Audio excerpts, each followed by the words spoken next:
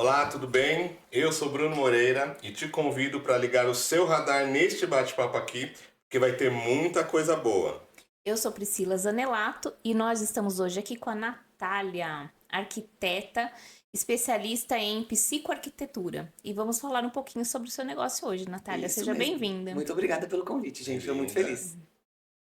Natália, quando eu te conheci, a TH Arquitetura tinha uma identidade visual, tinha uma cara, e agora eu já fiquei sabendo que tem coisa nova. Fala um pouquinho aí. Acho que ninguém melhor, né? Não só por ser a CEO, a criadora, mas por ter todo esse viés, né, da psicoarquitetura desenvolvendo uma marca nova. Conta um pouquinho para nós. Sim, eu acho que a TH antes, ela tinha um pouco esses princípios, mas sabe quando tá meio perdido, meio vou pra lá, vou pra cá.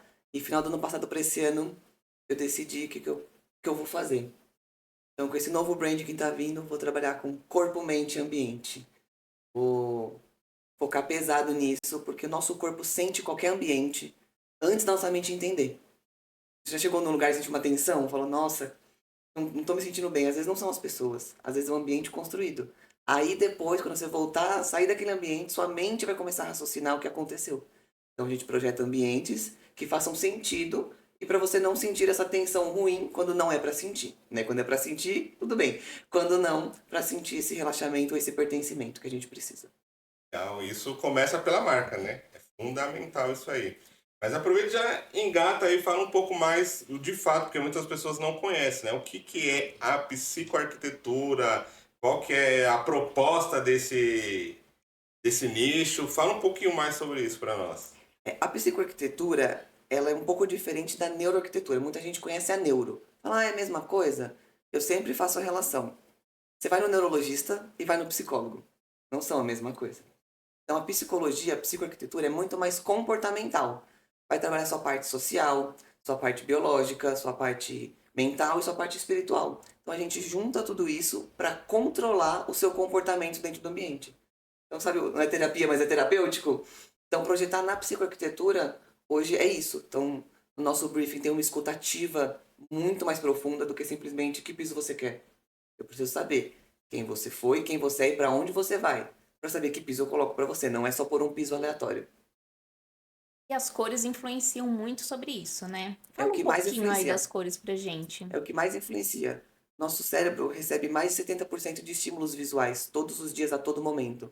Então, se você está num ambiente que você não pode ter a mente acelerada, e a gente coloca uma cor que acelera, você não vai produzir o que você precisa ali dentro. Né? Por isso que algumas empresas de marketing usam laranja, que estimula, né, a criatividade daquele acelero, e no espaço sempre um azulzinho, um verdinho. Tem um motivo, né? Lógico, não é uma regra, não é uma receita de bolo, porém é o que a gente mais define dentro do ambiente, antes de qualquer textura, qualquer forma, são as cores. E aí ela parte, então, todo o seu trabalho parte de uma análise, vamos dizer assim, da pessoa que vai consumir aquele ambiente, é isso? Com certeza. Nosso briefing, quando é residencial, eu começo perguntando como foi a sua infância. A pessoa fica até assustada, fala, mas o que tem a ver? Assustado como eu fiquei, né? Exato. Tem tudo a ver. Porque se eu não sei o que aconteceu na sua infância, se você tem gatilhos por causa de ambientes não saudáveis, eu não posso replicar para você na sua casa. Porque por mais que algumas coisas você sabe que é errado, você faz porque é comum para você. Então, minha avó, meu pai brigavam muito na casa da minha avó. Como era a casa da sua avó? Assim, assim, assim. Então eu sei que eu não posso repetir para você não ter de novo essa atitude, mesmo sabendo que é errado, você não ter essa atitude porque é automático. Então isso é hoje, assim, acho que as coisas mais importantes, assim, na pandemia principalmente, a maior causa da depressão no mundo é a falta de se encontrar. E na pandemia a gente percebeu isso. Porque ficou dentro de casa, e, sei lá, 80% das casas ninguém gostava Não das se casas. identificava com a Tanto falava própria pra mim, Nath, casa. meu Deus, minha sala não suporta o quarto do meu filho, não quer ficar lá dentro. Eu falo, sim, foi pensado para você não estar aí. Antes a casa era vista mais como um dormitório, vai trabalhar o dia inteiro, volta e dorme. E hoje com o home office, né, algumas coisas já híbridas, mas o home office fez isso com as pessoas, viu que elas não gostavam da casa dela e não era feito para elas.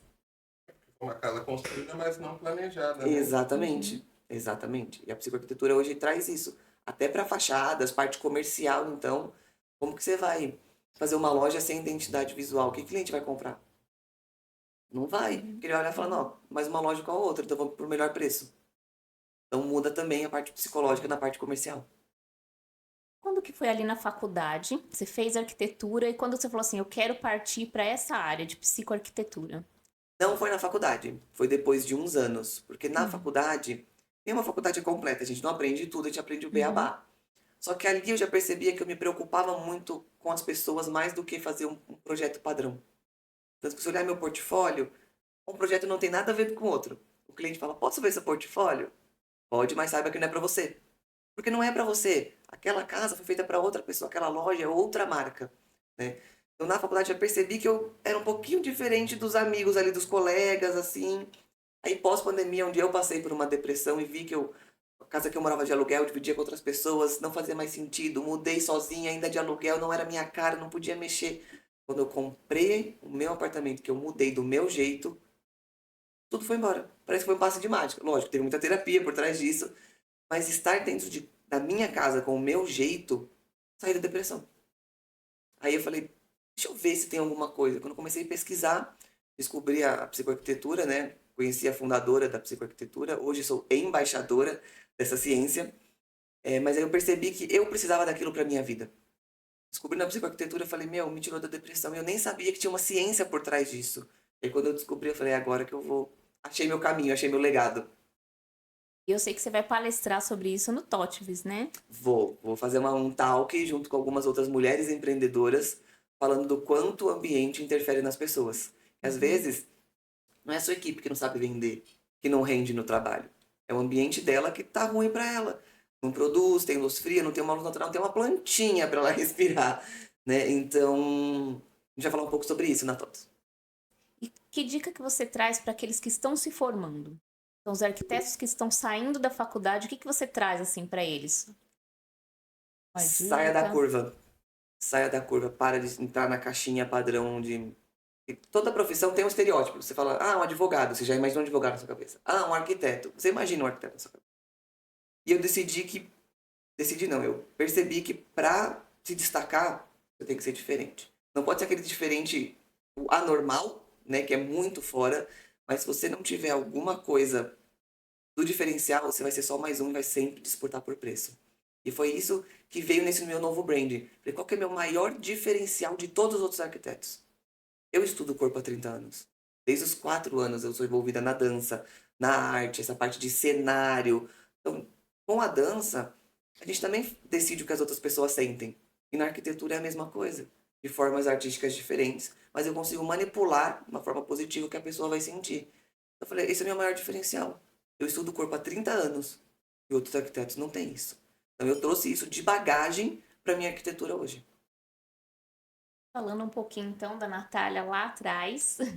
Conta aí como que foi, você, que nasceu a vontade de ser arquiteta. Foi desde quando era criança? Foi alguém que passou pelo seu caminho, pela sua vida, que te estimulou? Como que foi isso? Foi numa viagem.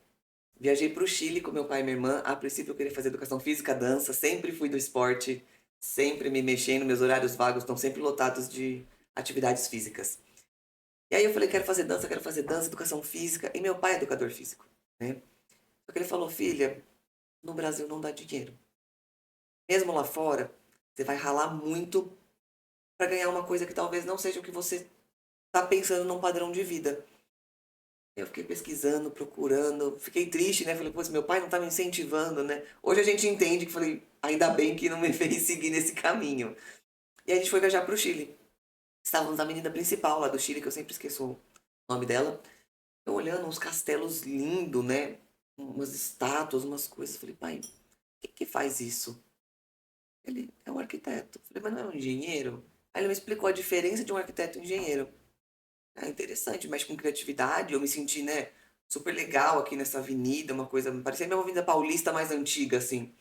Quando eu voltei, na época da escola, segundo ou terceiro colegial, teve aquela feira das profissões. E aí a primeira palestra que eu assisti foi de uma arquiteta. E quando ela falou, o amor que ela falou, com que ela conseguia criar, pensar no cliente, então ela era um pouquinho fora da curva também, que eu olhei, falei, acho que é isso que eu vou fazer. Porque podia fazer cenário, podia também estar vinculado com essa parte artística que a gente imagina que é só construção, é só obra, é só dor de cabeça. Tem essa parte, mas tem o outro lado também que eu não via, E aí eu falei, então vou estar na arte de outra forma. E aí eu decidi. Como que foi pro seu pai? Por um lado eu fui aliviado. Pessoal, ela ouviu meus conselhos. Exato. Porque avaliando, principalmente hoje, com os amigos que vivem dessa parte de dança, música, eu vejo o quanto eles ralam, né? E se você não dá aquele pico de ter uma fama, estão sempre ali, ralando, trabalhando 12, 13 horas para ganhar 4 mil reais no mês, né? Não é nada, não é pouco. Mas para onde eu queria chegar, com as coisas que eu queria ter, não daria. E aí que hoje eu olho e falo, é verdade, pai, não daria mesmo, porque no Brasil não é valorizado. Se você não tem aquela fama, né? Sim, sim. E aí, antigamente era muito difícil ter fama. Hoje é muito difícil porque tem muita gente tendo fama, por causa da internet e tudo mais. Mas Então, que não se sustenta, né? então hoje eu falei, tá tudo bem, mas eu consegui inserir essa minha dança hoje nesse meu trabalho. Então, acho que eu consegui equilibrar as duas coisas. E isso me dá acho que um alívio, sabe? Uma sensação de, eu tô no caminho certo. Então, esse ano eu tô com essa sensação.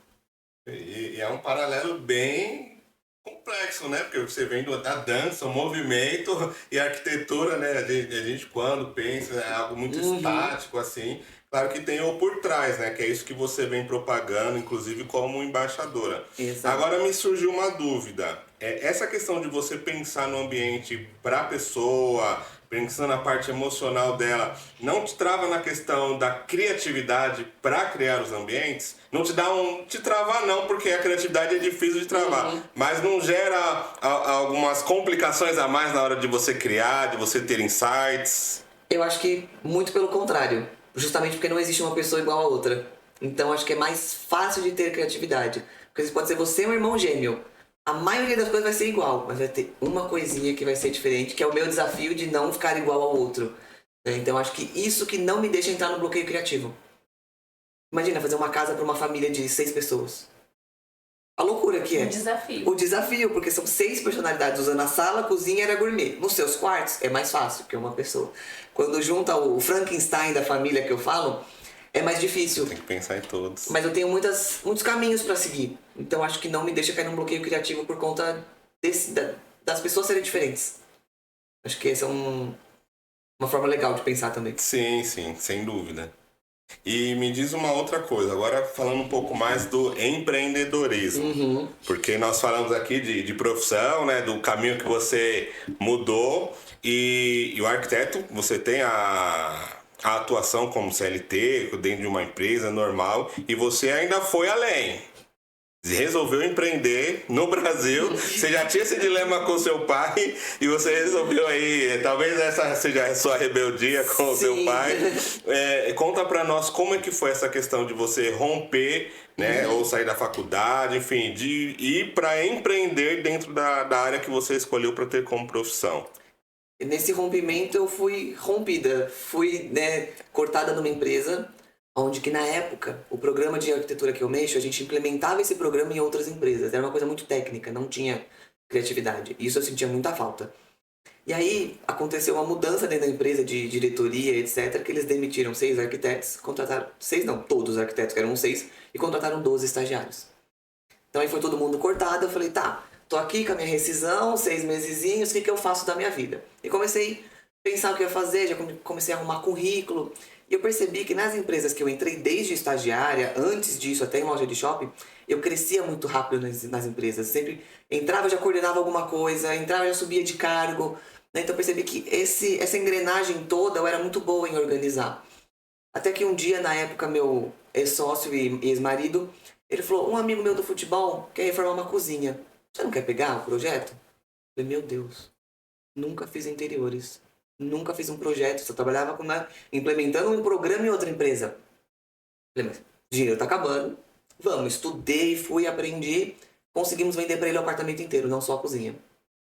Quando a gente fez o primeiro, na época, o Instagram era mato, não tinha, a gente fazia no Facebook. Divulguei no Facebook, achou uma outra pessoa. Quando a gente viu, tinha 5 projetos em andamento. Falei, meu Deus, 5 projetos em andamento, o que a gente faz? Ele falou, vamos continuar, tá dando certo. Aí na época abrimos o Instagram, 2017 para 18, chegamos a 30 mil seguidores há quase 10 anos atrás, né? Não tinha muito isso. Já era reconhecido no meio da arquitetura. E aí foi quando aconteceu. Ele acabou saindo do emprego que ele estava também pra gente empreender, porque a gente tinha já 12 projetos, já 6 obras, e tudo aconteceu assim, vai, né? Então hoje eu também tenho um papel por trás disso com os recém-formados, numa mentoria para ajudar eles a não tomarem na cabeça igual eu tomei. Não precisa aprender tanto na paulada assim. Sim. Dá pra gente direcionar para ter uma concorrência justa hoje em dia. Porque o que eu vou cobrar X, ele vai cobrar X dividido por 2. E não é legal para mim. Porque o cliente vai fechar com ele. Não vai ser uma experiência tão boa normalmente, porque ele está recém-formado, não tem experiência. E o cara nunca mais vai querer contratar um arquiteto. Então não é negócio para mim ele ter uma experiência ruim. Né? Então eu vi que lá no começo a gente, né, errou muito, cobrou errado, pagou para trabalhar. Eu acho que não precisa essas pessoas hoje em dia passar por isso. Então desenvolvi até e-book, agora estou indo para mentoria, para essas pessoas chegarem no mercado de trabalho de forma justa. Então conte um pouco da mentoria, essa é a novidade. Sim, é uma novidade que eu estou trazendo, vai ser mais pro final do ano, mas o e-book já está pronto para a pessoa ter um direcionamento de o que eu preciso fazer numa empresa. Porque o arquiteto, como algumas outras profissionais liberais, o personal normalmente também faz isso, não se vê como uma empresa. Se vê como uma pessoa que executa um serviço. E o arquiteto fica muitos anos assim. Até quando abre uma empresa, um CNPJ, ele se vê como profissional liberal. Mesmo que tenha um estagiário trabalhando para ele, ele fala, eu sou autônomo. Eu sou autônomo. Esquece da cadeia toda da empresa. Né? Então o e-book vem com isso. Como que você começa para estruturar uma empresa? E aí, quando a pessoa passar por todo o e-book, aí vai vir a minha mentoria de uma forma mais... num método que eu estou desenvolvendo, o nome ainda não está pronto, eu não posso divulgar. Mas é um método que eu desenvolvi, que quando depois, antes da pandemia, que eu fali, que eu terminei a sociedade, comprei a empresa do meu ex-marido na época, entrou a pandemia e eu fali. Tive que devolver escritório físico, demiti todo mundo, tinha acabado de comprar todas as minhas economias, comprei a empresa e aí entrou a pandemia. E aí dali eu falei, eu vou ter que me reerguer do zero. A Fênix ali vai ter que sair. Então fui, desenvolvi meu método, fui testando, fui. E aí hoje esse método está validado para eu poder ajudar as outras pessoas também a alavancarem a carreira. Outra coisa que muito empreendedor não está preparado para passar é esse momento de deu tudo errado, fali. Né? Muita gente empreende e a gente sabe que não é na primeira que você vai dar certo. E conta um pouco como foi essa sua experiência, né? De você ressurgir essa Fênix aí e o que você tirou de lição de mais importante nesse período? Eu sempre, só comentando uma fala, que tem alguns profissionais do empreendedorismo que falam, se o empreendedor não faliu, ele não é um bom empreendedor. Porque ele não testou e não arriscou. Faz muito sentido. Né? O que eu senti ali foi vontade de desistir.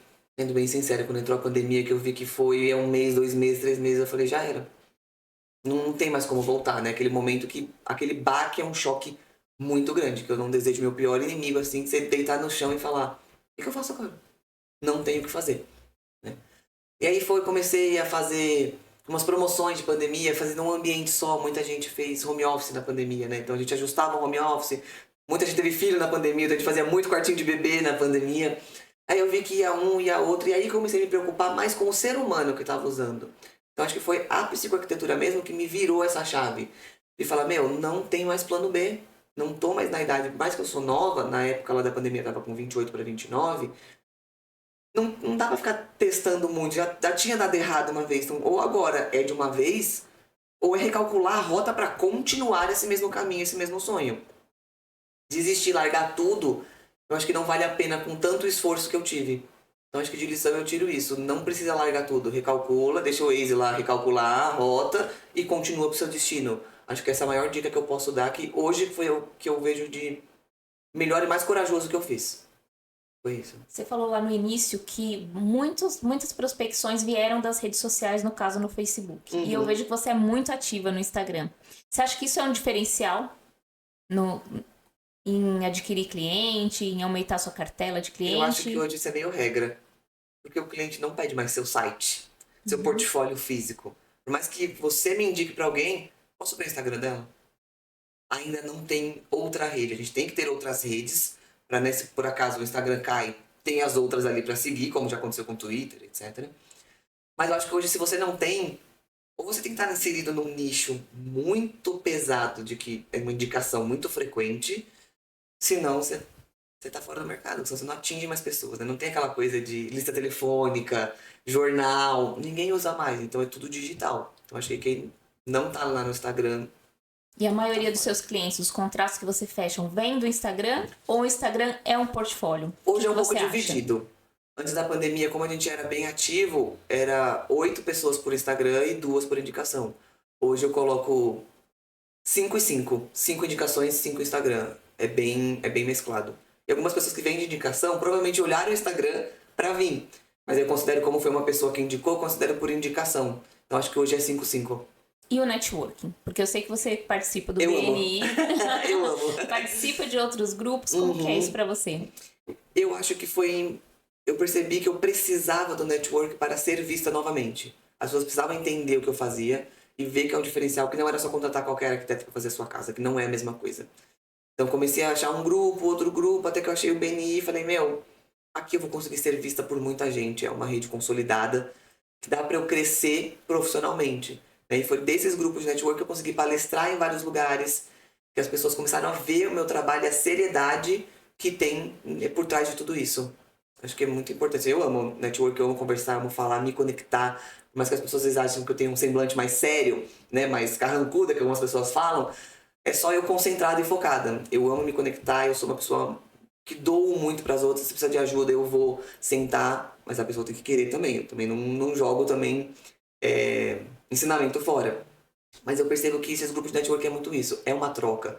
É uma amizade com interesse positivo que eu falo. Ó, eu tenho isso aqui para te ajudar. Como você consegue me ajudar?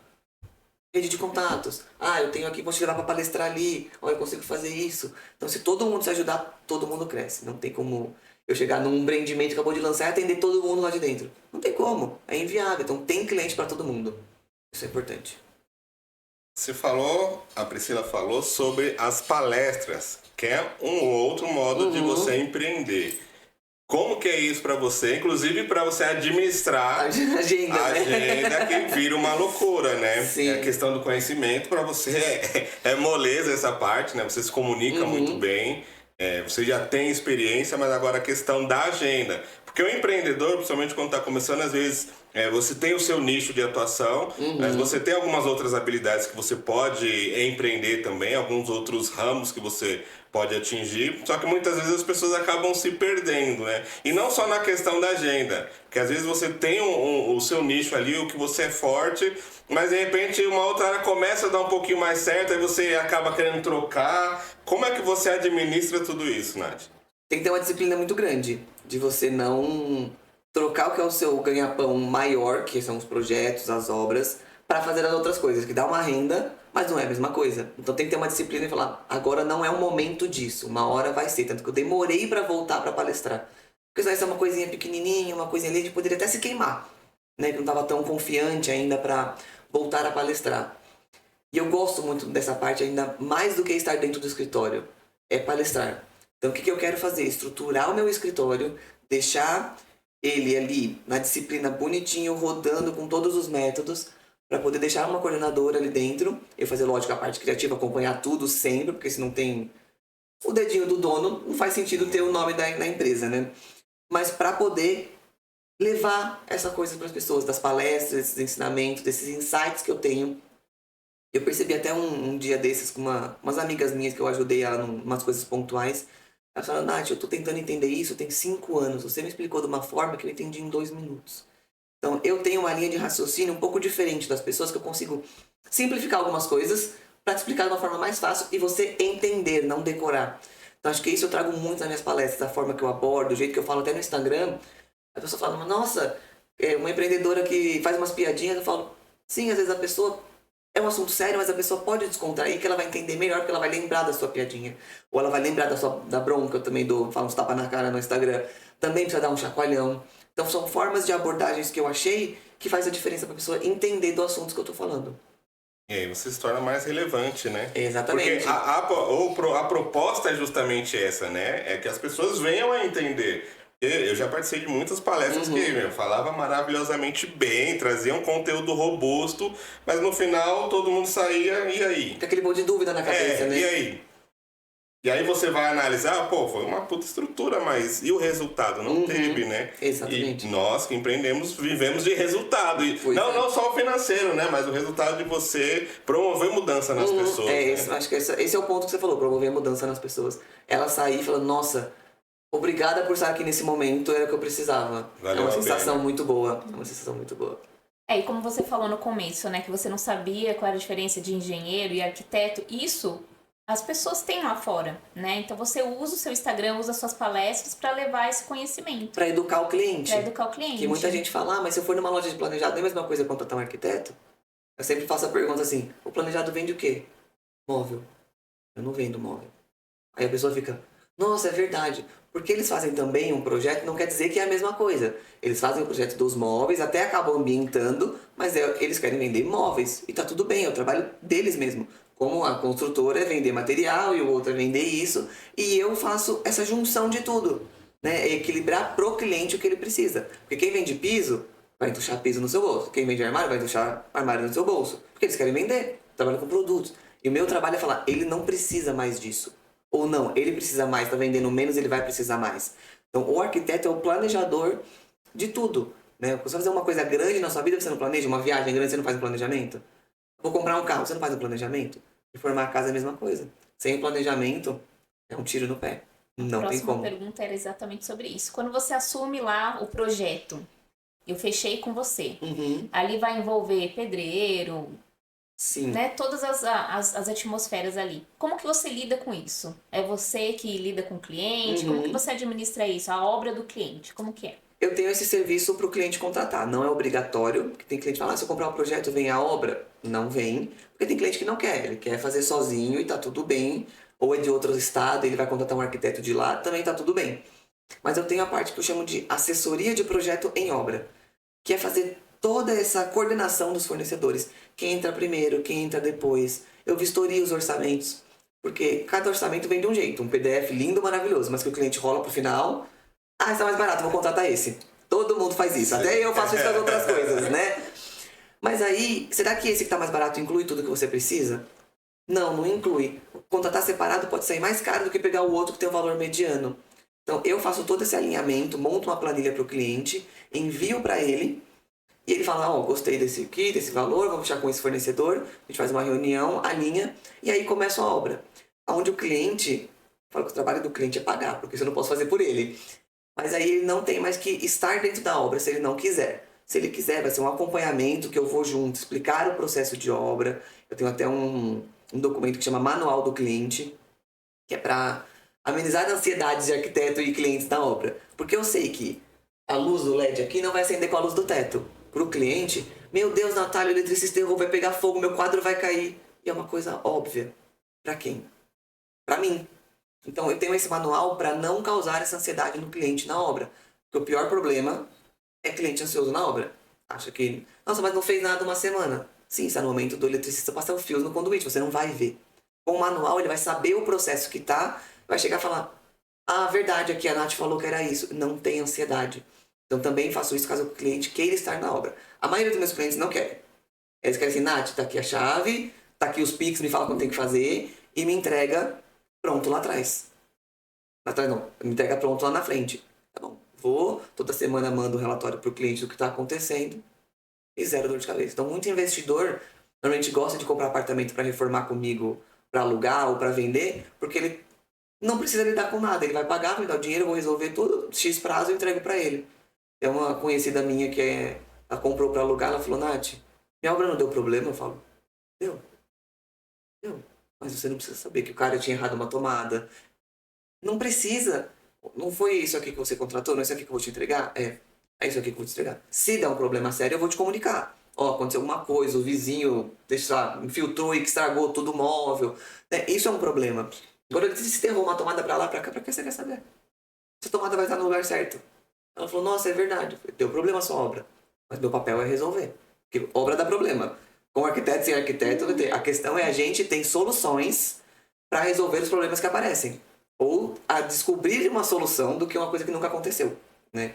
Então esse é meu papel hoje dentro da obra. Até porque dependendo do problema, isso pode impactar nas emoções dele quando a obra estiver pronta, Totalmente. né? Ele vai lembrar, deu problema naquela tomada lá, ele Ele vai mais voltar uma aquela vez ele emoção. vai lembrar, fala, poxa, mas aquela tomada deu aquele problema. E aí vai voltar aquela ansiedade toda e pode ficar até Exatamente. desgostoso da casa dele ou do trabalho dele, alguma coisa, por conta disso. Sim. Nath, agora eu quero um assunto que é um pouco polêmico. Eu Como gosto. que é ser mulher, né, conduzir todos esses projetos num ambiente que é muito masculino? Você lida com pedreiros, empreiteiros, marcenaria. Como que você administra tudo isso e como que é o dia a dia? Uhum. Esse é um assunto polêmico, porque normalmente é essa hora que eu falo mal dos arquitetos, né? Porque eu acho que o arquiteto, homem ou mulher, que está dentro da obra, não pode, que vai lidar diretamente com os prestadores de serviço, não pode entrar com o ego lá em cima. Porque o arquiteto tem isso, porque ele é um artista. Ele tem o nome dele assinado, às vezes a poltrona assinada, mas dentro da obra, pro prestador de serviço, não dá. Você tem que descer do salto, chegar lá. Eu não vou pra obra de salto. Tem arquiteto que vai. Terninho, cabelo, a maquiagem, o salto. Só que o pedreiro vai te olhar e falar: ai, que chata, coxinha, engomadinha. E não vai te respeitar. Vai fingir que vai te respeitar, vai fazer o que ele quiser e depois vai dar dor de cabeça na obra. Então eu vejo muita arquiteta sofrendo por isso. Vou pra obra, tênis, uma calça, uma camiseta. E aí, bom dia, eu trouxe um cafezinho pra vocês. Tanto que hoje, até um dos prestadores trabalha comigo e fala: Nath, às vezes você é chata, mas a sua obra é tão legal trabalhar. Mas por quê? Me fala, né? Por quê? Falou, justamente, você tem tanto um sistema certinho que agora eu já faço sua obra de olho fechado. Falei, mas é essa a questão. Mas você tem que estar, não falo no nível deles, mas é descer um degrau, porque senão é uma luta da mulher, principalmente na construção civil, muito grande de peitar toda essa história toda que vem da construção civil ser homem, né? Então tem que botar um pouquinho da energia masculina um pouco a mais do que ser só uma menininha fofinha. Pra mim é um pouco mais fácil porque eu já tenho um pouco dessa energia masculina, mais, né, mais moleca, mais um arquétipo rebelde que é sempre, né? Mas quem não tem que vestir uma camisa ali na obra pra poder ter menos problema pra ela, menos dor de cabeça. Se ela quer fazer essa luta, tá tudo bem, mas saiba que pode ser um nocaute depois, sabe assim? Então teve momentos na obra que eu quase falei, não quero mais isso. Não quero, é uma luta muito grande. Aí eu comecei, né, terapia, tudo isso. O que eu posso fazer para minimizar isso? Comecei a avaliar as minhas atitudes. Um problema, às vezes, não é o que tá lá, é como eu tava chegando na obra. Eu mando na obra, não sei o quê. Tá bom, você manda, mas se você chegar falando que manda, o cara na hora não vai te respeitar. Então acho que é virar essa chavinha, tirar um pouquinho o ego, descer ali, ser parceira num limite certo, né, profissional ali, pra não ter problema e evitar ficar brigando, né? É toda o hora. relacionamento interpessoal, né? Exatamente. Isso é muito complicado, é difícil. Não é fácil, porque você... Ah, pedreiro, é tudo igual. Não, são difíceis, mas tem personalidades exatamente, diferentes. É a mesma coisa que estudar um cliente. Eu tenho que estudar meu fornecedor, a pessoa que tá ali dentro. Um vai conseguir ouvir melhor, vai preferir desenho do que eu ligue pra ele. Então é entender também o que cada um ali consegue pra poder minimizar os meus problemas na obra. Sim. E com a modernidade, fala aí, hoje chegando a inteligência artificial, que eu coloco lá no chat GPT Sim. e falo, olha, eu tenho tantos metros, eu quero que você faça um projeto pra mim. Como que isso impacta no seu profissional hoje? Eu não tenho medo da inteligência artificial. Muita gente fala, mas vai virar meu concorrente. A questão não é ele gerar uma imagem. É a mesma coisa que você ir na material de construções, na Leroy, comprar e fazer sozinho. É a mesma coisa que você mandar o chat GPT fazer um projeto. Não tem o estudo humano. Mas você coloque seu briefing lá, o raciocínio dele não é treinado para isso. Ele vai pegar alguma coisa já feita na internet e vai transformar ali de alguma forma.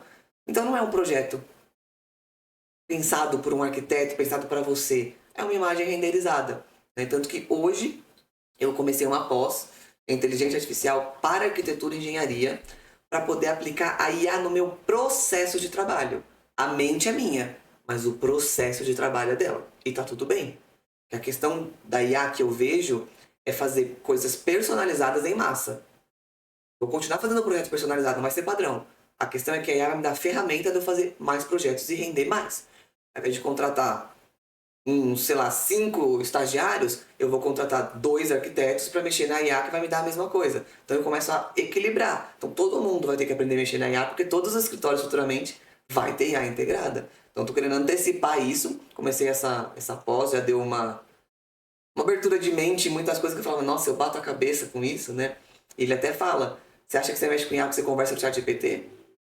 Não, você tá colocando só alguém para digitar para você ou sintetizar alguma coisa. Agora, e mudar o seu processo de trabalho dentro da sua empresa? O que te ajuda aí? Ah, faz post para você. O marketing também faz. Ah, faz o que para você? Você tá só substituindo, né? A questão agora é entender como fazer funcionar com a IA, sem precisar de uma outra pessoa ali. Daquela lapidada no trabalho, né? Exatamente. Que é nessa pós, vou conseguir integrar a IA com esse programa de arquitetura que eu mexo, que é esse que eu implementava em outras empresas. Ele já tem uma IA nele, onde ele faz quantitativo sozinho, me conta quantos pontos de tomada tem, quais são os níveis, ele já faz muita coisa sozinho, que já é uma inteligência artificial. Agora eu vou integrar a inteligência para ele poder fazer uma vistoria para ver se eu esqueci de alguma coisa. Então eu tenho um checklist de coisas que eu não posso esquecer e eu tenho o meu projeto. A IA vai bater ponto por ponto para ver se eu esqueci alguma coisa. Então não precisa ninguém vistoriar o projeto que o estagiário fez. Porque é a minha ideia de vistoria com o modelo que ele fez. Aí ele vai mandar e falar assim, ó, ela não colocou isso. Então, ó, você tem que colocar isso. Aí sim faz sentido amanhã. Porque ela me tirou um problema que eu tenho. Só para fazer uma imagem de render, eu também gero em 30 segundos e tá tudo bem. Às vezes é mais fácil você fazer uma imagem manual ali e botar para renderizar do que tentar acertar um prompt do ChatGPT. Verdade. Porque você fica brigando com ele, né? Não mude a cara da pessoa. A cara da pessoa tá assim e não fez nada que você pediu. Né? Então é isso, é tudo treinável. Só que para isso tem que ter uma mente humana treinando a IA. Não adianta ela sozinha que não sai um projeto bom. Não sai. Legal. Nath, agora eu quero que você vire para aquela câmera e faça o seu pitch, venda a sua empresa para os espectadores, para que eles já te conhecem um pouco mais, mas agora de forma concisa. Venda o seu peixe. Gente, TH Arquitetura Interiores. O nome já diz, Projeto de Arquitetura Interiores. Eu aplico a psicoarquitetura, hoje embaixadora dessa ciência, onde o seu ambiente vai ser o diferencial ou para você morar ou para você vender o seu produto e ter o seu negócio rendendo mais. A gente consegue dar pertencimento, consegue dar valorização e você, empresário, te faço até fechar mais negócio com o projeto do seu ambiente. Nath Leme, da TH Arquitetura Interiores. Muito bom. E você até parece que adivinhou a minha próxima pergunta, que era justamente a psicoarquitetura no ambiente empresarial. Como que é? Quero que você conte também se você tem algum case de sucesso. Fala um pouco para nós sobre isso. Porque, na verdade, você vai atuar com os colaboradores daquela organização, mas com os clientes também. E aí é um desafio dobrado, né? Totalmente. Tem um case, sim. Não foi nem um projeto completo que eu fiz, foi uma consultoria que eu dei. Era uma advogada, ela só trabalhava com direito de família. E ela, Nath, depois que eu reformei meu ambiente, eu fecho meus negócios. Será que as pessoas não gostaram? Não sei. Eu falei, você trabalha com direito da família, né? Ela falou, sim. Eu falei, você tem uma mesa de mogno ali, grande? Ela, tenho. Você tem cimento queimado? Ela, tenho. Eu falei, um piso de mármore? Ela, tenho. Eu falei, você está afastando todas as mães que você atende que só querem um acolhimento. Está te colocando numa posição de poder que elas não querem ali uma rainha. Elas querem uma mãe porque elas foram abusadas ou aconteceu alguma coisa, elas querem acolhimento. Aí ela olhou pra mim, ela falou, tem que reformar meu ambiente inteiro. Eu falei, pra fechar mais negócio, devia ter feito um projeto comigo. Eu falei pra ela, né? Aí na consultoria a gente mudou algumas coisas. Mudou o desenho da mesa, trouxe, né? Por mais que o advogado tem essa imponência, e tem, mas não distante do cliente, ainda mais ela, que trabalha com direito de família. É a mãe que tá ali sofrida, então não dá pra ter essa distância de mesa aqui. Não, a mãe tem que estar perto. Vamos fazer uma antessala pra você sentar e conversar com a mãe de igual para igual. Depois, para fechar o contrato, você vai lá para mostrar que você é uma empresa. Ela falou que na semana seguinte ela fechou 3 contratos. Que terminou toda essa consultoria, que a gente ajustou pouquinho as coisas. Então você vê quanto faz diferença do seu cliente se sentir bem ou o seu colaborador.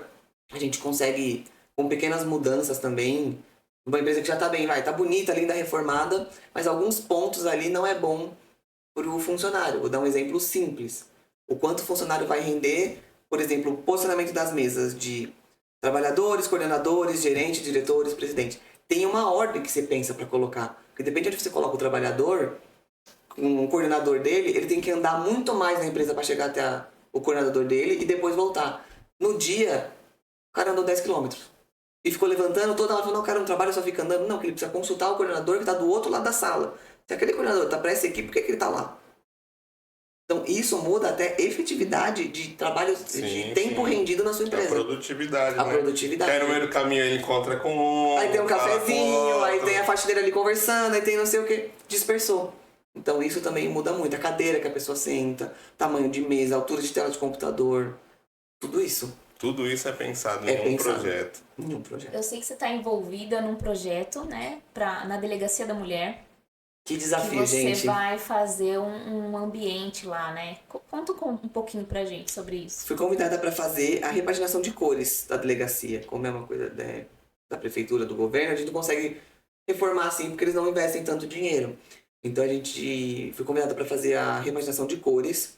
E aí, meu maior desafio foi, na mesma sala da delegada, primeiro chega a vítima, dá depoimento, aí a vítima sai e entra o abusador, enfim, o que for, na mesma sala. Por mais que não juntos, como que eu consigo deixar a vítima confortável para falar e ele não se sentir confortável, mas também tem que falar? Porque quanto mais ele fala, mais ele se entrega. Então, assim, tá sendo um desafio, eu tô no meio desse processo, achando uma cor perfeita, estudando aqui, estudando ali, testando também, né? Isso também, aí sim eu uso muito a IA. Ó, esse teste assim, eu quero que sinta isso, com essa cor tal, acho que vai sentir isso. Natália, faz sentido, ó, não, de acordo com o seu... que eu mando um link pra ele, né, da psicoarquitetura, todos os documentos, ele fala, não, lá essa cor, não, junto com essa não vai fazer sentido isso. Fala, nossa, é verdade. E aí eu vou fazendo esses testes com a IA pra me dar uma velocidade maior do que eu ficar lendo todos os artigos e procurando. Ela sintetiza pra mim de acordo com o que eu quero. E aí tô tô quase achando ali uma cor, falta só agora dimensionar o tom, né, se vai ser um pouco mais escuro ou mais claro, pra poder ter no mesmo ambiente essas duas pessoas totalmente distintas. Vai ser um case bem legal depois para o conteúdo, com certeza. Nossa, sem dúvida, né? Pra você ver, né? Você tem dois públicos totalmente diferentes, você tem que trabalhar ali e pensar nos dois casos. Nos dois casos. Imagina se eles, vamos fazer do nosso jeito e acaba repelindo a pessoa mais importante que é a vítima. Então, né? a vítima não quer falar. As mulheres não se sentem bem lá, que elas chegam assim. É um ambiente masculino. Delegacia, por mais que a delegacia da mulher e tem mulheres trabalhando, fisicamente é masculino. Então ela chega lá, inconscientemente ela já travou, porque é uma coisa masculina, ela já lembra policial, homem, machista, ela já cria uma coisa na cabeça dela que às vezes nem é, né? Então isso é muito importante e até para as pessoas que estão ali trabalhando, eles passam às vezes 12 horas naquele ambiente. Então tem que ser uma cor para 3 tipos de pessoas, porque a delegada também tá ali trabalhando o dia inteiro, então não pode ser uma cor que canse ela, nem gere tédio, porque ficar lá 12 horas, né, só ouvindo as pessoas e falando histórias tristes ainda, eu não posso deixar ela mais triste, né? Então é um desafio. Tá sendo bem legal. Essas coisas eu gosto, mas é desafiador. E qual que é o tipo de projeto que você mais gosta? É o comercial? É um escritório? É uma casa? É que são diferentes o que eu sinto. A residência é o meu maior carro-chefe hoje. Porque é uma coisa mais fácil. Porque a gente mora numa casa, visita várias casas, então é mais fácil solucionar. Então é uma coisa que eu vou, não é automático, mas assim, tem que ter uma cozinha, que fica aqui, principalmente apartamento, não tenho que mexer de layout, é mais estudo de cores. Então é um projeto um pouco desafiador para não ficar igual ao outro. A parte comercial é onde mexe a minha criatividade mesmo, para poder entender aquela marca. Lá no fundo, quem a pessoa é o dono, da onde veio a marca, e aí sim conseguir transpor aquilo. É um pouco ao contrário, né, da casa. Mas acho que não tem Não tem preferido? Não tem. Eu amo fazer quarto de criança, porque eu posso deixar a criatividade e ir embora. Isso também me traz, por exemplo, o quarto que eu não tive na infância. Então, o que a gente mais gosta normalmente é o que a gente sente falta. Então, ter esse quarto ali, que tem aquele escorregador, aquelas coisas eu não tive, porque também tive uma irmã, não tinha tanto dinheiro, nananã. Então, tudo isso, hoje quero fazer esse quartinho aqui, a criança sentir que tá no melhor lugar do mundo. Acho que posso colocar isso como meu preferido por conta disso. E o projeto mais desafiador que você já fez? De projeto ou de cliente? Porque tem os clientes desafiadores e tem os projetos desafiadores. Mas projeto, assim, de solução, foi meu primeiro projeto. Primeiro, esse caiu no colo que eu contei da cozinha. É um apartamento, 50 metros quadrados, 2 quartos. Pai, mãe e 3 filhos. Só que 3 filhos, a mais nova tinha 28, o do meio 30 e o mais velho 32, e o mais velho tinha 1,98. Como que eu coloco tudo isso no apartamento de 50 metros quadrados com 2 quartos? Meu primeiro projeto. Ali quase falei, eu desisto, já nem quero mais fazer interiores, né? E aí Começou foi... suave. Foi prova de fogo. E aí, mesmo, hein? logo que a gente entregou a primeira proposta pro cliente, a filha mais nova de 28 anos falou que tava grávida. E ia continuar morando lá.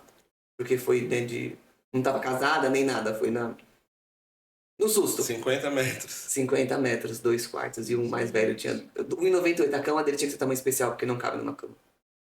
Então assim, a gente mexeu o apartamento inteiro também. Quebrou toda a cozinha, quebrou corredor, quarto, pra poder mexer e caber. 3 beliches, um berço, uma cama de computador, armário pra todo mundo. Foi assim, Não surreal. consigo nem imaginar. Surreal.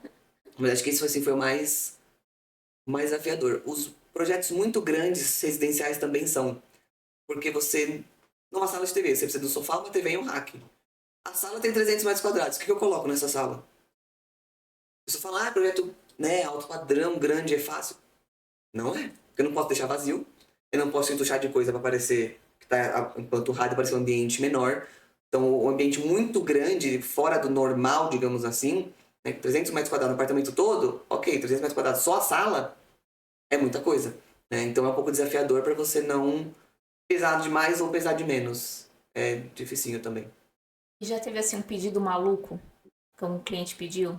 Não sei. Todos. Eu quero um lustre que encoste no chão. Foi Alguma meu coisa assim. quinto projeto. Até hoje eu falo com ela, o terceiro projeto que eu tô fazendo com ela já. Ela virou pra mim e falou, Nath, tem um pedido na minha sala, 2 pedidos, o resto pode fazer o que você quiser. Eu pensei, sei lá, um sofá retrátil e um lustre de cristal, a gente pensa nas coisas óbvias. Ela, não, eu quero que minha sala seja roxa. Eu já falei, meu Deus. Na época eu não tinha essa psicologia das cores aplicada ainda, isso foi 2017 ou 2018. E uma mesa sem pé. Aí eu assim pra cara dela. Nem cabeça. Sem pé nem cabeça. E aí a gente conseguiu, né, fazer uma foto muito legal que a gente não tem foto do apartamento todo que se perdeu nesses... Separação, escritório, computador, mas a gente tem. A mesa é chumbada na parede, aí ela vem, tem cabo de aço descendo do teto, e no fundo dela tem um degradê de roxo pro lilás. Ela falou que ali era o cantinho preferido dela. Tem até uma foto com o gatinho dela bonitinho, um banquinho do lado, cadeiras do outro. Então a gente conseguiu o 5º projeto da minha vida. Veio esse desafio que eu falei também. Já ali eu olhei e falei, não, desisto também, já muito B.O. pra cabeça. Mas eu percebi que eu gosto desse desafio de... que faz... entra naquilo que eu falei de sair do óbvio, sabe? Não, fazer mais um apartamentinho igual a todo mundo, não. Quero desafios. E é desafiador também fazer o que eu chamo de... a família que tem o arquétipo do cara comum, que a gente fala. A família ali, bonitinha, pai, mãe. Não tem aquela personalidade marcante pra você puxar. Então é difícil também. Né? Os muitos tranquilos também não é fácil. Os muitos ousados também mas os muitos tranquilos também. Senão fica uma casa apática e eu não posso, porque já tem a tendência de se apagarem muito. Então a tendência é levantar um pouco, mas não pode ser demais, senão sai da personalidade deles. Então é difícil também. Acho que todo tem o seu pontinho de dificuldade, mas acho que esses posso citar os piores. Sem dúvida. Você falou aqui pelo menos por 2 vezes, eu senti. Ao final, como que fica você? Porque você também, obviamente, é impactada pelo projeto, né? Você não vai, muitas vezes, conviver naquele projeto, mas você tem a questão do sentimento, não só o sentimento da obra pronta ali em si, mas o que você passa ali nos momentos finais, perto de entregar, quando você já vê a obra acontecendo, né? Toda a questão, você tem os sentimentos também. O que passa pela sua cabeça? Como que é essa... Eu não tenho filhos, mas eu sinto que quando o filho sai de casa pra faculdade e mora em outro estado, é essa sensação, porque a gente pega tanto carinho, são tantos meses, dependendo do tamanho do projeto, no mínimo, projeto e obra, uns 3, 5 meses. Né? Projetos grandes, 1 ano e pouco. Todo dia aquela pessoa falando do projeto, vendo o cuidado, vendo a felicidade que a pessoa tá em tudo isso.